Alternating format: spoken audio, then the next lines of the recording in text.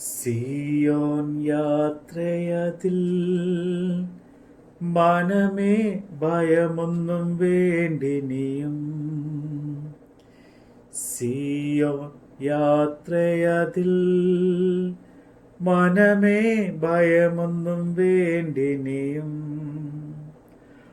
അബ്രഹാമിൻ ദൈവം, ഇസഹാക്കിൻ ദൈവം, യാക്കോബിൻ ദൈവമെന്നും കൂടെയുള്ളതാ. അബ്രഹാമിൻ ദൈവം, ഇസഹാക്കിൻ ദൈവം, യാക്കോബിൻ ദൈവമെന്നും കൂടെയുള്ളതാ. സിയോൻ യാത്രയതിൽ മനമേ ഭയമൊന്നും വേണ്ടിനിയും. വിശുദ്ധ ലൂക്കോസ് എഴുതിയ സുവിശേഷം 1-ാം അധ്യായം. ശ്രീമാനായ തെയോഫീലോസെ, ആദ്യം മുതൽ കണ്ട സാക്ഷ്യങ്ങളും വചനത്തിൻ്റെ ശുശ്രൂഷകന്മാരുമായവർ നമ്മെ വരമേൽപ്പിച്ചതുപോലെ നമ്മുടെ ഇടയിൽ പൂർണ്ണമായി പ്രമാണിച്ചു വരുന്ന കാര്യങ്ങളെ വിവരിക്കുന്ന ഒരു ചരിത്രം ചമപ്പാൻ പലരും തുനിഞ്ഞിരിക്കൊണ്ട് നിനക്ക് ഉപദേശം ലഭിച്ചിരിക്കുന്ന വാർത്തയുടെ നിശ്ചയം നീ അറിയേണ്ടതിന് അത് ക്രമമായി എഴുതുന്നത് നന്നെന്ന് ആദ്യം മുതൽ സകലവും സൂക്ഷ്മമായി പരിശോധിച്ചിട്ട് എനിക്കും തോന്നിയിരിക്കുന്നു. യഹൂദ്യ രാജാവായ ഹെരോദാവിൻ്റെ കാലത്ത് അബിയാക്കൂറിൽ സക്രിയാവ് എന്നു പേരുള്ളൊരു പുരോഹിതൻ ഉണ്ടായിരുന്നു. അവൻ്റെ ഭാര്യ അഹ്റോന്റെ പുത്രിമാരിൽ ഒരുത്തി ആയിരുന്നു. അവൾക്ക് എലിസബത്ത് എന്ന പേര്. ഇരുവരും ദൈവസന്നിധിയിൽ നീതിയുള്ളവരും കർത്താവിൻ്റെ സകല കൽപ്പനകളിലും ന്യായങ്ങളിലും കുറ്റമില്ലാത്തവരുമായി നടക്കുന്നവരും ആയിരുന്നു. എലിസബത്ത് മച്ചിയായ കൊണ്ട് അവർക്ക് സന്തതി ഇല്ലാഞ്ഞു. ഇരുവരും വയസ്സു ചെന്നവരും ആയിരുന്നു. അവൻ കൂറിൻ്റെ ക്രമപ്രകാരം ദൈവസന്നിധിയിൽ പുരോഹിതനായി ശുശ്രൂഷ ചെയ്തു വരുമ്പോൾ പൗരോഹിത്യ മര്യാദ പ്രകാരം കർത്താവിൻ്റെ മന്ദിരത്തിൽ ചെന്ന് ധൂപം കാട്ടുവാൻ അവന് നറുക്കുവന്നു. ധൂപം കാട്ടുന്ന നാഴികയിൽ ജനസമൂഹമൊക്കെയും പുറത്ത് പ്രാർത്ഥിച്ചു കൊണ്ടിരുന്നു.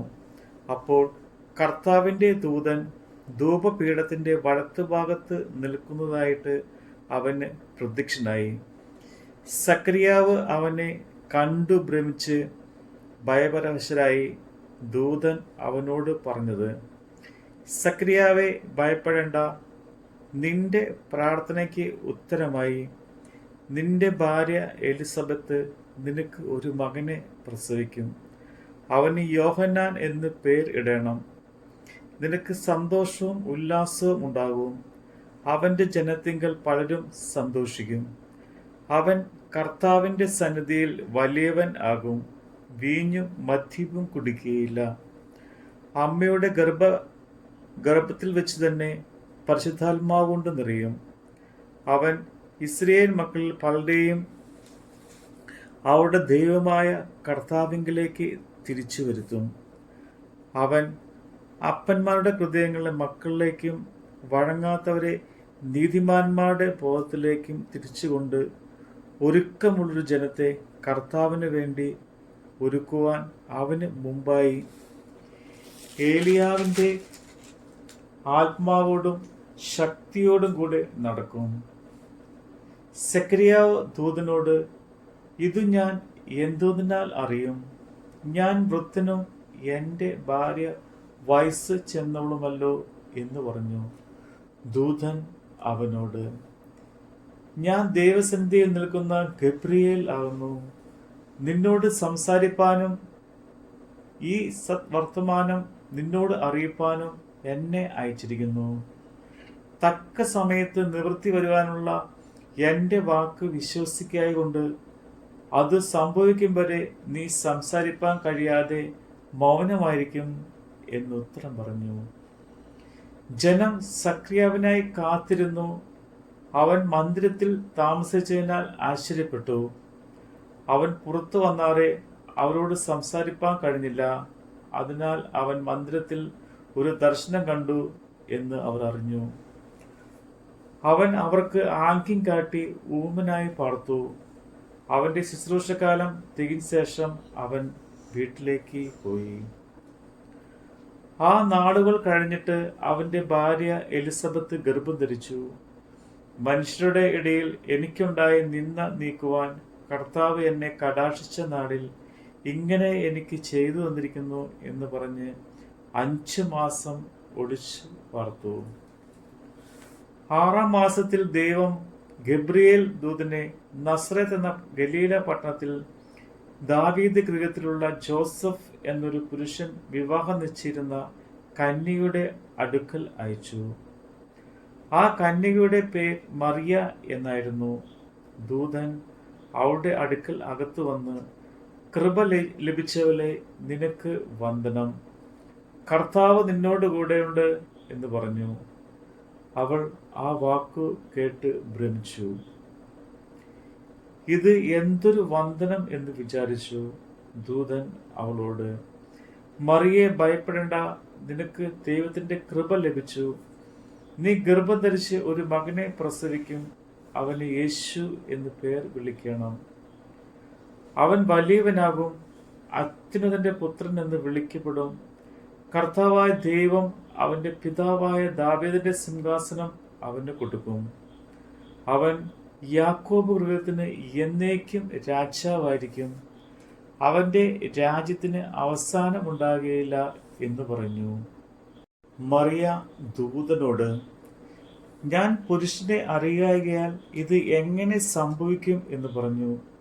അതിന് ദൂതൻ, പരിശുദ്ധാത്മാവ് നിന്റെ മേൽ വരും, അത്യുന്നതന്റെ ശക്തി നിന്റെ മേൽ നിഴലിക്കും. ആകയാൽ ഉത്ഭവിക്കുന്ന വിശുദ്ധ പ്രജ ദൈവപുത്രൻ എന്ന് വിളിക്കപ്പെടും. നിന്റെ ചാർച്ചക്കാരത്തി എലിശബത്തും വാർദ്ധക്യത്തിൽ ഒരു മകനെ ഗർഭം ധരിച്ചിരിക്കുന്നു. മച്ചി എന്ന് പറഞ്ഞവൾക്ക് ഇത് 6-ാം മാസം. ദൈവത്തിന് ഒരു കാര്യവും അസാധ്യമല്ലോ എന്ന് ഉത്തരം പറഞ്ഞു. അതിന് മറിയ, ഇതാ ഞാൻ കർത്താവിന്റെ ദാസി, നിന്റെ വാക്കുപോലെ എനിക്ക് ഭാവിക്കട്ടെ എന്ന് പറഞ്ഞു. ദൂതൻ അവളെ വിട്ടുപോയി. ആ നാടുകളിൽ മറിയ എഴുന്നേറ്റ് മലനാട്ടിൽ ഒരു യഹൂദ പട്ടണത്തിൽ ബന്ധപ്പെട്ട് ചെന്നു. സക്രിയാവിന്റെ വീട്ടിലെത്തി എലിസബത്ത് വന്ദിച്ചു. മറിയയുടെ വന്ദനം എലിസബത്ത് കേട്ടപ്പോൾ പിള്ള അവളുടെ ഗർഭത്തിൽ തുള്ളി. എലിസബത്ത് പരിശുദ്ധാത്മാവ് നിറഞ്ഞവളായി ഉച്ചത്തിൽ വിളിച്ചു പറഞ്ഞു, സ്ത്രീകളിൽ നീ അനുഗ്രഹിക്കപ്പെട്ടവൾ, നിന്റെ ഗർഭഫലവും അനുഗ്രഹിക്കപ്പെട്ടത്. എൻ്റെ കർത്താവിൻ്റെ മാതാവ് എൻ്റെ അടുക്കൽ വരുന്ന മാനം എനിക്ക് എവിടെ നിന്ന് ഉണ്ടായി? നിന്റെ വന്ദനസ്വരം എൻ്റെ ചെവിയിൽ വീണപ്പോൾ പിള്ള എൻ്റെ ഗർഭത്തിൽ ആനന്ദം കൊണ്ട് തുള്ളി. കർത്താവ് തന്നോട് അരുളി ചെയ്തതിന് നിവൃത്തിയുണ്ടാകും എന്ന് വിശ്വസിച്ചവൾ ഭാഗ്യവതി. അപ്പോൾ മറിയ പറഞ്ഞത്, എൻ്റെ ഉള്ളം കർത്താവിനെ മഹിമപ്പെടുത്തുന്നു. എൻ്റെ ആത്മാവ് എൻ്റെ രക്ഷിതാവായ ദൈവത്തിൽ ഉല്ലസിക്കുന്നു. അവൻ തൻ്റെ ദാസിയുടെ താഴ്ച കടാക്ഷിച്ചിരിക്കുന്നുവല്ലോ. ഇന്നു മുതൽ എല്ലാ തലമുറകളും എന്നെ ഭാഗ്യവതി എന്ന് വാഴ്ത്തും. ശക്തനായവൻ എനിക്ക് വലിയവ ചെയ്തിരിക്കുന്നു. അവൻ്റെ നാമം പരിശുദ്ധമല്ലോ. അവനെ ഭയപ്പെടുന്നവർക്ക് അവൻ്റെ കരുണ തലമുറയോളം ഇരിക്കുന്നു. തൻ്റെ പുച്ഛം കൊണ്ട് അവൻ ബലം പ്രവർത്തിച്ചു. ഹൃദയ വിചാരത്തിൽ അഹങ്കാരിക്കുന്നവരെ ചിതറിച്ചിരിക്കുന്നു. പ്രഭുക്കന്മാരെ സിംഹാസനത്തിൽ നിന്ന് ഇറക്കി താണവരെ ഉയർത്തിയിരിക്കുന്നു. വിശുദ്ധിരിക്കുന്നവരെ നന്മകൾ നിറച്ചും സമ്പന്നന്മാരെ വെറുതെ അയച്ചു കളഞ്ഞിരിക്കുന്നു. നമ്മുടെ പിതാക്കന്മാരോട് അരുളി ചെയ്തതുപോലെ അബ്രഹാമിനും അവന്റെ സന്തതിക്കും എന്നേക്കും കരുണ ഓർക്കേണ്ടതിന് തൻ്റെ ദാസനായ ഇസ്രയേലിനെ തുണച്ചിരിക്കുന്നു. മറിയ ഏകദേശം 3 മാസം അവളോടുകൂടെ പാർത്തിട്ട് വീട്ടിലേക്ക് മടങ്ങിപ്പോയി. എലിസബത്ത് പ്രസവിപ്പാനുള്ള കാലം തികഞ്ഞപ്പോൾ അവൾ ഒരു മകനെ പ്രസവിച്ചു. കർത്താവ് അവൾക്ക് വലിയ കരുണ കാണിച്ചു എന്ന് അയൽക്കാരും ചാർച്ചക്കാരും കേട്ടിട്ട് അവളോടുകൂടെ സന്തോഷിച്ചു. 8-ാം നാളിൽ അവർ പൈതലിനെ പരിശോധന ചെയ്യുവാൻ വന്നു. അപ്പോൾ പേർ പോലെ അവന് സക്രിയാവ് എന്ന് പേർ വിളിപ്പാൻ ഭാവിച്ചു. അവന്റെ അമ്മയോ അല്ല, അവന് യോഹന്നാൻ എന്ന് പേരിടണം എന്ന് പറഞ്ഞു. അവർ അവളോട്, നിന്റെ ചാർച്ചക്കാരിൽ ഈ പേരുള്ളവർ ആരും ഇല്ലല്ലോ എന്ന് പറഞ്ഞു. പിന്നെ അവന് എന്ത് പേർ വിളിപ്പാൻ വിചാരിക്കുന്നു എന്ന് അപ്പനോട് ആംഗ്യം കാട്ടി ചോദിച്ചു. അവനൊരു എഴുത്തുപലക ചോദിച്ചു. അവന്റെ പേര് യോഹന്നാൻ എന്ന് എഴുതി. എല്ലാവരും ആശ്ചര്യപ്പെട്ടു. ഉടനെ അവന്റെ വായും നാവും തുറന്നു. അവൻ സംസാരിച്ചു, ദൈവത്തെ സ്തുതിച്ചു. ചുറ്റു പറക്കുന്ന എല്ലാവർക്കും ഭയമുണ്ടായി. യഹൂദ്യ മലനാട്ടിൽ എങ്ങും ഈ വാർത്ത ഒക്കെയും പരന്നു. കേട്ടവർ എല്ലാവരും അത് ഹൃദയത്തിൽ നിക്ഷേപിച്ചു. ഈ പൈതൽ എന്ത് ആകും എന്ന് പറഞ്ഞു. കർത്താവിൻ്റെ കൈ അവനോട് കൂടെ ഉണ്ടായിരുന്നു. അവന്റെ അപ്പനായ സക്രിയാവ് പരിശുദ്ധാത്മാവ് നിറഞ്ഞവനായി പ്രവചിച്ചു പറഞ്ഞത്, ഇസ്രയേലിന്റെ ദൈവമായ കർത്താവ് അനുഗ്രഹിക്കപ്പെട്ടവൻ.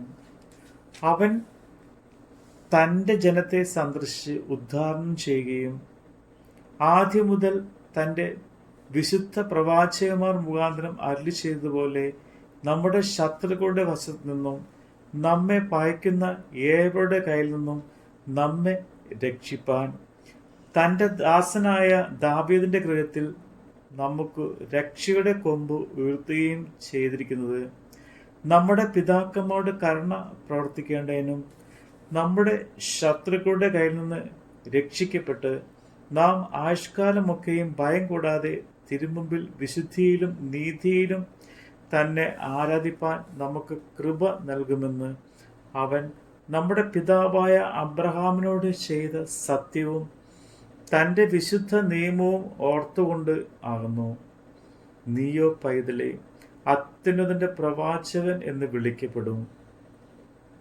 കർത്താവിൻ്റെ വഴി ഒരുക്കുവാനും നമ്മുടെ ദൈവത്തിൻ്റെ ആർദ്ര കരുണയാൽ അവൻ്റെ ജനത്തിന് പാപമോചനത്തിൽ രക്ഷാപരിജ്ഞാനം കൊടുപ്പാനുമായി നീ അവന് മുമ്പായി നടക്കും. ഇരുളിലും മരണനിഴലിലും ഇരിക്കുന്നവർക്ക് പ്രകാശിച്ച് നമ്മുടെ കാലുകളെ സമാധാന മാർഗത്തിൽ നടത്തേണ്ടതിന് ആ ആർദ്ര കരുണയാൽ ഉയർത്തുനിന്ന് ഉദയം നമ്മെ സന്ദർശിച്ചിരിക്കുന്നു. പൈതൽ വളർന്ന് ആത്മാവിൽ ബലപ്പെട്ടു. അവൻ ഇസ്രയേലിന് തന്നെത്താൻ കാണിക്കും നാൾ വരെ മരുഭൂമിയിൽ ആയിരുന്നു. നമ്മുടെ കർത്താവിൻ്റെ വചനമാണ് നമ്മൾ കേട്ടത്. ലോകത്തിൽ ദൃഷ്ടി ഞാൻ ഒരു ഭോക്ഷനെ തോന്നിയാലും ദൈവത്തിൽ ദൃഷ്ടിയിൽ ഞാൻ എന്നും ശ്രേഷ്ഠനായി മാറിയിടുന്നു.